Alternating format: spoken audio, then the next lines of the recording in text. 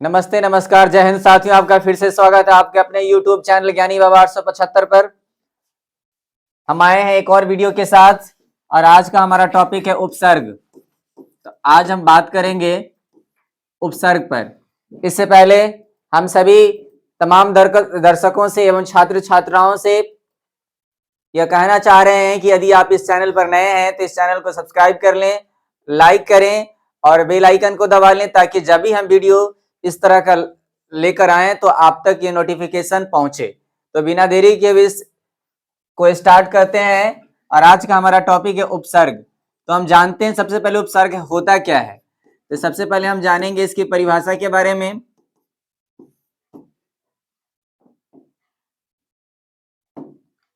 तो परिभाषा से स्पष्ट होगा कि जो शब्द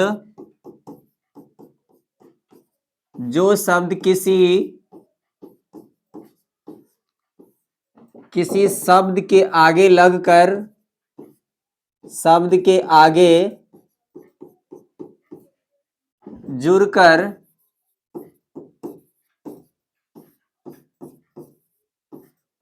एक नए शब्द का निर्माण करता है, शब्द का निर्माण करता है,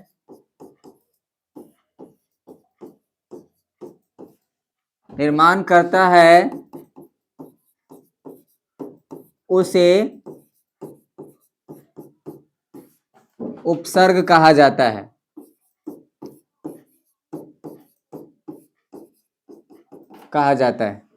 संस्कृत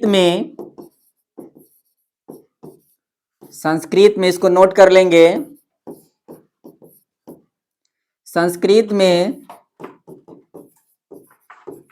उपसर्गों की कुल संख्या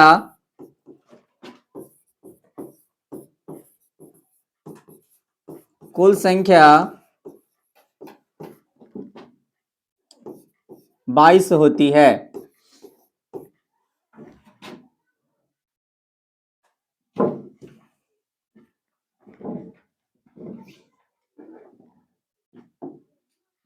कुल संख्या 22 होती है।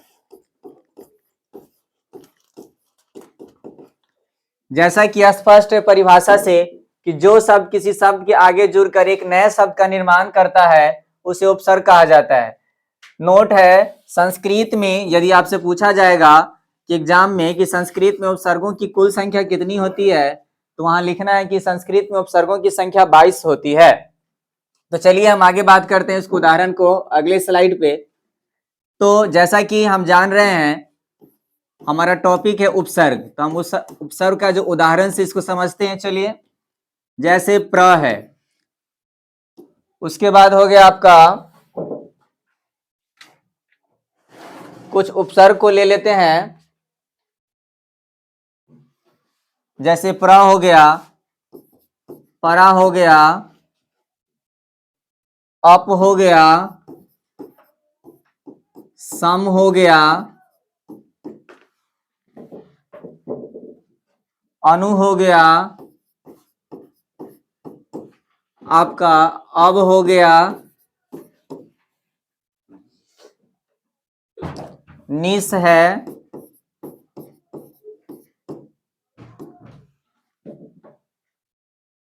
निर है,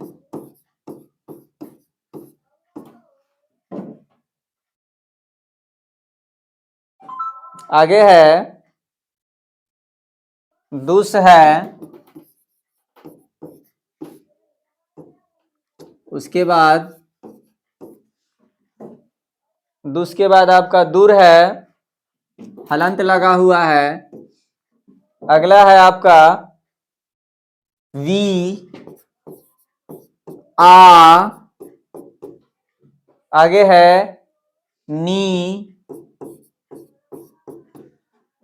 आगे आपका है अधि, अधि, अपि, अति, अति, सु,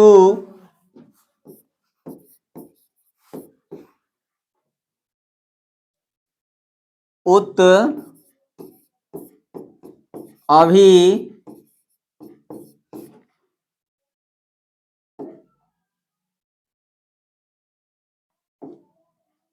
अभी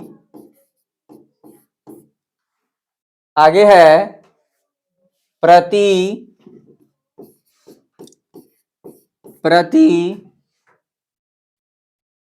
परि और आगे है उप। तो इस तरह से 1 2 3 4 5 6 7 8 9 10 11 12 13 14 15 16 17 18 19 20 21 22 यानी 22 हमारा जो है 22 जो है संस्कृत में उपसर्गों की संख्या होती है। संस्कृत में यदि आपसे पूछा जाता है कि संस्कृत में उपसर्गों की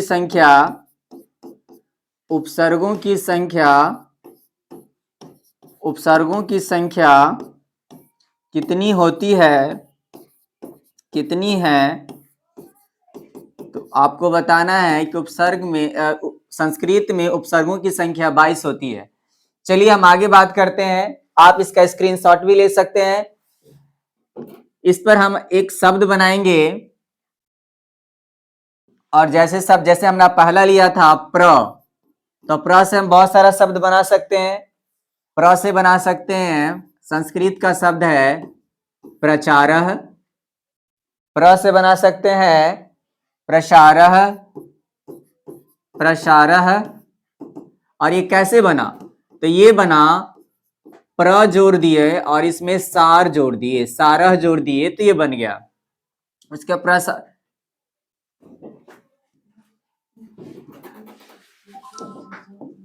प्र में चारह जोड़ दिए। संस्कृत में विसर्ग का, हलंत का बहुत महत्व होता है। तो हम सभी छात्र एवं छात्राओं से अनुरोध करेंगे कि ये वीडियो आपको कैसा लग रहा है।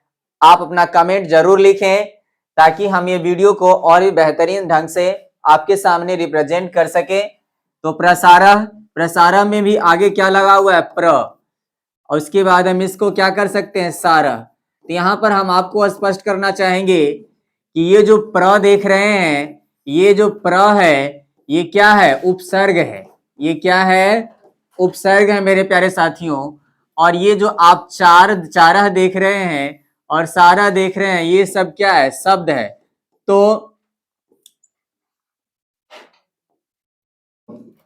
आप यहां देख रहे हैं कि ये क्या है? शब्द है। और हर एक शब्द का अपना एक मीनिंग है। जैसे प्रचार है, प्रचार का मतलब होता है कि किसी भी चीज का, किसी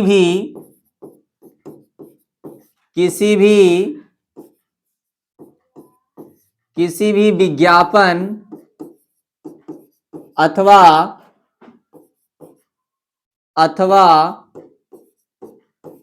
जानकारी को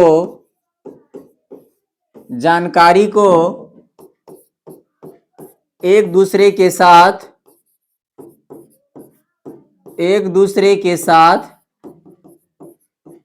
साझा करना।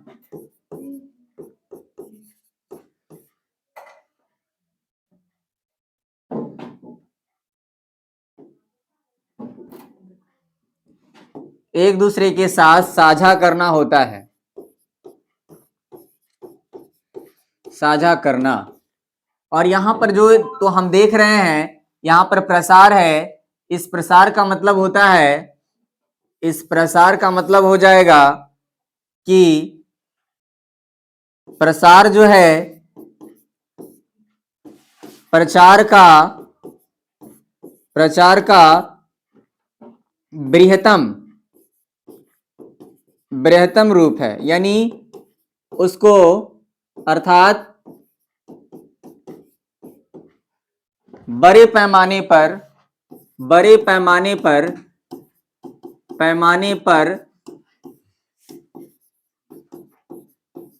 किसी भी विज्ञापन को फैलाना। तो मेरे प्यारे साथियों, हम यहां देख रहे हैं कि उपसर्ग क्या होता है? किसी शब्द के पहले लगता है और किसी शब्द के पहले लग करके एक ऐसा शब्द बनाता है जिसका एक विशेष अर्थ होता है। यानी उपसर्ग क्या होता है कि किसी शब्द के पहले लगता है और वह विशेष अर्थ बनाता है। कैसा अर्थ बनाता है? विशेष अर्थ देता है। और इतना ध्यान रहना चाहिए कि उपसर्ग जो है किसी शब्द के पहले लगता है। यदि वो पहले लगेगा तो उसे उपसर्ग कहेंगे, और किसी शब्द के अंत में यदि लग गया तो उसे प्रत्यय कहेंगे। तो अगले स्लाइड में हम देखते हैं, कुछ और उदाहरणों के साथ इसे और स्पष्ट करेंगे। हमारा दूसरा हो जाएगा, जैसे संसारः। कोई अगर ऐसा पूछ दिया कि संसारः में कौन सा उपसर्ग लगा हुआ है, तो यहां पर आप स्पष्ट देख रहे हैं, जब इसका हम संधि करेंगे तो क्या हो जाएगा? समजोर सारः, समजोर सारः। तो ये वाला जो हो जाएगा, ये क्या हो जाएगा? उपसर्ग हो जाएगा, उपसर्ग हो जाएगा, और ये पूरा बन जाएगा आपका संसारः, ये पूरा बन जाएगा संसारः। तो हम सभी उपसर्ग को जोड़ करके देख रहे हैं संसारः, जिसका अर्थ है पूरी दुनिया। संसारः का मतलब होता है पूरी दुनिया, पूरी दुनिया। तो प्रिय साथी, हम यहां ये देख रहे हैं कि जब हम किसी उपसर्ग को किसी शब्द के आगे जोड़ते हैं, किसी शब्द के आगे जोड़ते हैं, तो उसका एक विशेष अर्थ हो जाता है। यानी पहले जो अर्थ होता है उससे का एक विशेष अर्थ हो जाता है, और वह क्या क्या कहलाता है? आगे जो शब्द लगता है वो उपसर्ग लगता है। तो हम बार बार बात कर रहे हैं कि उपसर्ग जो है किसी शब्द के पहले लगता है। चलिए एक और उदाहरण से इसे समझते हैं। जैसे यहां पर लिखा हुआ है नी, यहां पर लिखा हुआ है नी। तो नी से हम क्या क्या बना सकते हैं? देखिए, तो नी से बना सकते हैं निषेधा, निषेधः। उसके बाद बना सकते हैं निवेशः, निवेशः। उसके बाद बना सकते हैं निवासः, निवासः। तो यहां हम क्या देख रहे हैं? निषेधः, निवेशः, निवासः। तो इसमें जो हमारा जो उपसर्ग है वो क्या है? नी है। लेकिन जब हम इस पूरे टर्मिनोलॉजी को लिखते हैं, जैसे निषेधा लिखते हैं, तो निषेधा का साफ अर्थ हो जाता है यहां पर किसी चीज को लागू नहीं, यानी कहने का मतलब वर्जित। इसको हिंदी में समझेंगे वर्जित, यानी निषेधा मतलब क्या है? आप देखते होइएगा, बड़े जब रेलवे स्टेशनों पर जाते होंगे तो वहां पर लिखा रहता है कि यहाँ पर थूकना वर्जित है, यहाँ पर थूकना निषेध है। या कहीं भी आप जाते हैं किसी भी ऑफिस में तो वहां पर लिखा जाता है निषेध, यानी बाहरी को आना निषेध है। यानी कहने का मतलब ये सिर्फ स्टाफ के लिए, डॉक्टर्स के लिए है। तो उसी तरह से निषेध का अपना एक मीनिंग है, लेकिन यहां पर जो उपसर्ग हो जाएगा आपका क्या हो जाएगा? नी हो जाएगा। तो अर्थ क्या हो रहा है? अर्थ जो होता है जब उपसर्ग लग जाता है तो अर्थ क्या हो जाता है? एक विशेष अर्थ देता है, विशेष अर्थ, विशेष अर्थ, यानी एक स्पेशल मीनिंग हम कह सकते हैं, स्पेशल मीनिंग देता है, स्पेशल मीनिंग देता है। चलिए हम आगे बात करते हैं, कुछ और उदाहरण को लेते हैं। अगले स्लाइड में बात कर रहे हैं, हम कुछ क्वेश्चन को उठाते हैं। जैसा हमारा क्वेश्चन हो सकता है, क्वेश्चन ये हो सकता है कि अनुमानः में, अनुमानः में ज्यादा क्लियर हो जाएगा, अनुमानः में, अनुमानः में कौन सा उपसर्ग है? ये तो क्लियर हो चुका है कि उपसर्ग क्या होता है? किसी शब्द के पहले लगता है। कौन सा उपसर्ग है? यहां पर क्लियर है। तो यहां पर हमारा क्वेश्चन पूछ रहा है कि अनुमानः, तो हम साफ साफ इसको देख रहे हैं कि सबसे पहले क्या लगा हुआ है? अनुमानः को तोड़ लेंगे, पहले हम इसको दो भागों में तोड़ लेंगे, विभाग कर लेंगे। तो हमारा पहला शब्द बनेगा अनु, अनु, अनु, और दूसरा शब्द बनेगा मानः। अब हमारा क्या देख रहे हैं कि हम सबसे पहले कौन लगा? अनु लगा। तो अनु क्या हो गया? हमारा उपसर्ग हो गया। यहां पर सवाल क्या पूछ रहा है कि अनुमानः में कौन सा उपसर्ग है? तो यहां पर क्या हो जाएगा? हमारा अनु जो हो जाएगा, अनु, अनु जो हो जाएगा वो हमारा उपसर्ग हो जाएगा। तो मेरे प्रिय साथियों, आपको ये वीडियो कैसा लग रहा है? आप अपना प्यार भरा कमेंट बॉक्स में जरूर करें, और डिस्क्रिप्शन बॉक्स में एक लिंक दिया हुआ है, उस लिंक को जब आप देखेंगे तो आपको संस्कृत से संबंधित बहुत सारे वीडियो मिल जाएंगे। न सिर्फ संस्कृत से संबंधित बल्कि बिहार बोर्ड में जितने भी विषय पढ़ाए जाते हैं उनसे संबंधित आपको वीडियो ज्ञानी बाबा 875 पर आपको उपलब्ध है। आप वहां से देख सकते हैं और अपनी तैयारी को मजबूत कर सकते हैं। तो चलिए हम आगे और बात कर रहे हैं। इस तरह से कुछ और क्वेश्चन आ सकता है, बन सकता है, जैसे आपका बन सकता है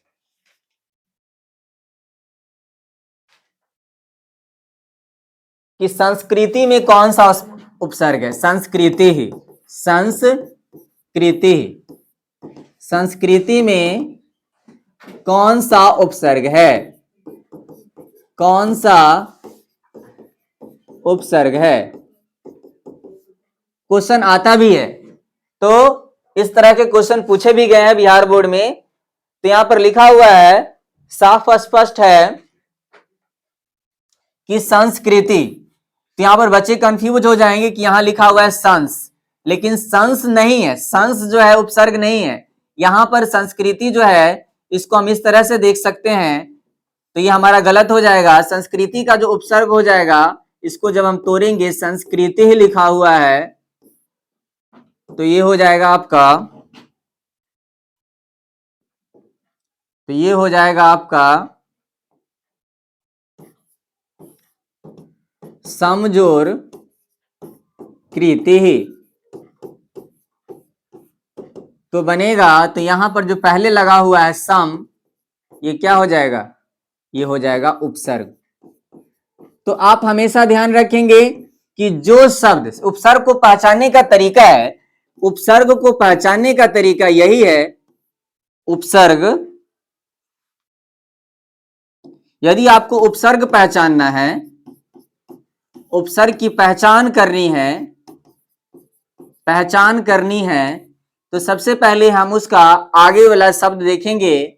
जैसे हमको लिखना है प्रकाशः, तो हम आगे देख रहे हैं, इसको दो भाग में विभक्त कर लेंगे। तो सबसे पहले हम क्या देख रहे हैं? प्र, तो ये क्या हो जाएगा? प्रजोर कासः। कास भी अपने आप में एक शब्द है, लेकिन प्र लग गया, प्रकाशा बन गया, जो एक विशेष अर्थ दिया। तो ये जो कासा है, ये तो अपने आप में एक मूल शब्द है, मूल शब्द है, मूल है। ये जो शब्द है मूल ओरिजिनल है, लेकिन प्र जो है आपका शब्द नहीं है, ये उपसर्ग है। तो किसी शब्द के पहले अगर लग गया तो वह उपसर्ग हो गया। तो उपसर्ग को इस तरह से पहचान सकते हैं। अगले स्लाइड में हम बात करेंगे, कुछ इस तरह के उदाहरण है। जैसे हम बात करने वाले हैं विहारः में। विहार, देखिए एक प्रकार से यहां देखिए ऐसे भी होता है, एक होता है विहार और एक होता है विहार। तो ये विहार और बिहार में क्या डिफरेंस है? तो यहां पर आप देख रहे हैं विहारः, तो बिहार जो है आप सब अच्छी तरह से जानते हैं, ये राज्य का नाम है। लेकिन विहारः का मूल अर्थ होता है विचरण करना।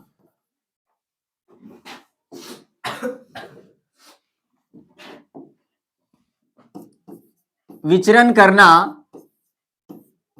करना यानी यात्रा करना, ये भी आप कह सकते हैं,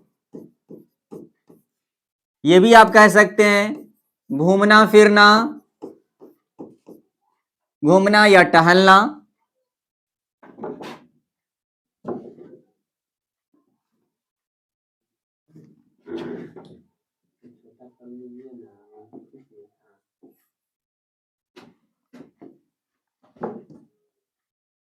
घूमना क्या हो जाएगा आपका? घूमना या टहलना।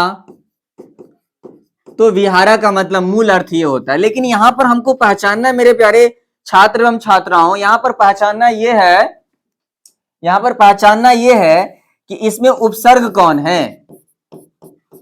तो इसको इस तरह से हम लिख सकते हैं, वी जोर हारः, वी जोर हारः। तो वी हमारा क्या हो जाएगा? उपसर्ग। अगर आपसे परीक्षा में पूछता है कि मूल शब्द क्या है, परीक्षा में पूछता भी है, तो आप कहेंगे कि बिहार में मूल शब्द जो है हमारा क्या है, हारह है। और उपसर्ग कौन है, तो उपसर्ग जो हमारा है वो क्या है, वी है। ये मैं आशा करता हूं कि आपको ये हमारा यह वीडियो उपसर्ग से संबंधित है, ये समझ में आ रहा होगा। और फिर हम इस तरह से कुछ और उदाहरण से आपको स्पष्ट करना चाहेंगे। जैसे लिखा हुआ है स्वागतम, आप देखते भी होइएगा, लिखा भी रहता है स्वागतम, स्वागतम। तो अगर आप हलंत नहीं देंगे, जैसे कि बहुत सारे बच्चे करते भी हैं, हलंत नहीं देते हैं, तो ये लिखा हुआ है स्वागतम, सॉरी ये लिखा हुआ है स्वागतम, लेकिन ये हिंदी का शब्द हो जाएगा, ये जो शब्द होगा हिंदी का हो जाएगा, हिंदी का। लेकिन जब हम इसे संस्कृत में बनाना चाहेंगे, संस्कृत में जब इसे संस्कृत में लिखा जाएगा, संस्कृत में, तो संस्कृत में इसको हम लिखेंगे स्वागतम और म में लगा देंगे हलंत, तो ये संस्कृत का शब्द हो जाएगा। ये जो शब्द हो जाएगा संस्कृत का शब्द हो जाएगा आपका, ये संस्कृत का शब्द है। आप सभी जानते हैं कि संस्कृत क्या है, एक भाषा है जो हिंदी से पहले आई थी, यानी दुनिया की सबसे प्राचीन भाषा अगर कोई है तो वह संस्कृत है। तो हम बात कर रहे हैं स्वागतम में कौन सा उपसर्ग है, यानी स्वागतम में कौन सा उपसर्ग है, तो हम आपको बताना चाहेंगे। हम लोग लिखते हैं स्वागतम को सुजोर आगतम, तो बन जाता है हमारा स्वागतम। यानी स्वागतम क्या है, किसी भी व्यक्ति का आप मतलब कि हार्दिक क्या कर रहे हैं, उसका अभिनंदन कर रहे हैं, मतलब उसको सत्कार कर रहे हैं। तो यहां पर जो आप देख रहे हैं सुजोर आगतम, यानी एक प्रकार से क्या है, ये संधि विच्छेद भी बन रहा है। यानी आप उपसर्ग के साथ साथ, हम आपको उपसर्ग के साथ साथ संधि विच्छेद का भी, संधि विच्छेद करना भी सिखा रहे हैं। तो सुजोर आगतम साफ स्पष्ट लिखा हुआ, आगतम मीन्स होता है आना। जब आप कोई गेस्ट आते हैं या कोई भी व्यक्ति आते हैं, विशिष्ट व्यक्ति आते हैं, तो आप उसे क्या करते हैं, मतलब कि स्वागत करते हैं, उसके बैठने के लिए कुर्सी देते हैं, या जो भी उनका जो चाय देते हैं या इत्यादि जो भी सेवा करना होता है करते हैं। तो यहां पर सबसे पहला शब्द हमारा लिखा हुआ है सु, तो ये हो जाएगा उपसर्ग। और स्वागतम हम बार बार बात कर रहे हैं मूल शब्द की, तो आगतम हमारा क्या हो जाएगा, मूल शब्द हो जाएगा, मूल शब्द आ जाएगा। अब आप देखिए परीक्षा में कैसा क्वेश्चन पूछा जाता है, आपसे परीक्षा में पूछा जाएगा, हम एग्जाम के व्यू से, जो क्लास 10th के एग्जाम में, जो एग्जाम में आ सकता है 2024 में आ सकता है, बिहार बोर्ड के एग्जाम में, बिहार बोर्ड जो अगले महीने में होने वाली है, बिहार बोर्ड एग्जाम 2024 में जो आगामी होने वाली है, जिसमें संस्कृत 100 नंबर का पूछा जाता है, जिसमें व्याकरण का एक अहम योगदान है। और हम जो ये संस्कृत का उपसर्ग लेकर के आए हैं, अपने आप में एक बहुत बड़ा टॉपिक है जो हर बार परीक्षा में पूछा जाता है। तो कैसा क्वेश्चन पूछा जाएगा एग्जाम में,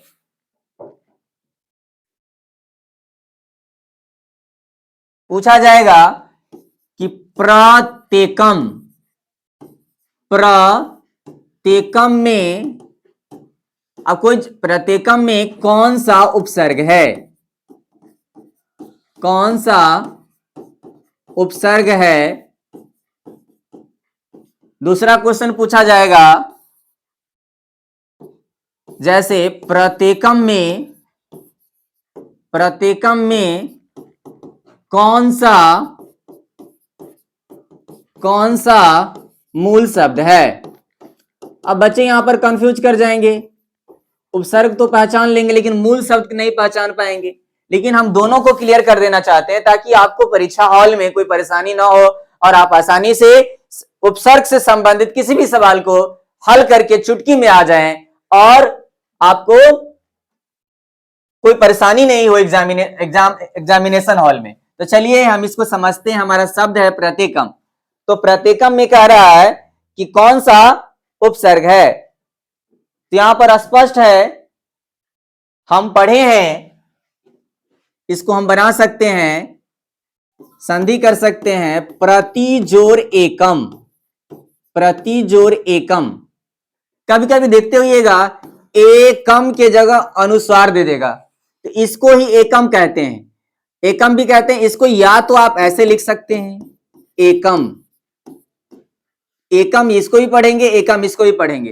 तो प्रति जोर एकम, तो क्या बन गया हमारा, प्रतीकम बन गया।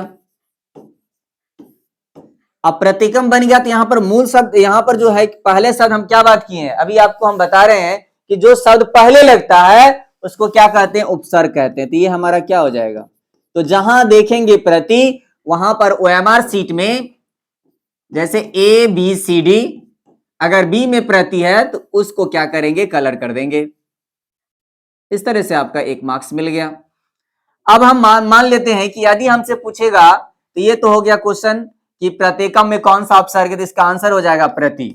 अब दूसरा क्वेश्चन हम बात करते हैं, इसी पर आधारित है, प्रत्येकम, प्रत्येकम में कौन सा मूल शब्द है। तो इसको हम फिर से लिखते हैं, प्रत्येकम को ऐसे लिख सकते हैं, प्रति जोर एकम, तो हमारा हो जाएगा प्रत्येकम। तो प्रति तो जान रहे हैं कि उपसर्ग है, लेकिन इसके बाद जो शब्द नया लगा उसका मतलब क्या हुआ, एकम। ये जो हो गया हमारा मूल शब्द हो गया। तो उपसर्ग का जो सारांश हुआ, जो निष्कर्ष हुआ, इसको हम ऐसे कह सकते हैं, इसको हम ऐसे कह सकते हैं कि जो शब्द है, यानी ऐसे कह सकते हैं,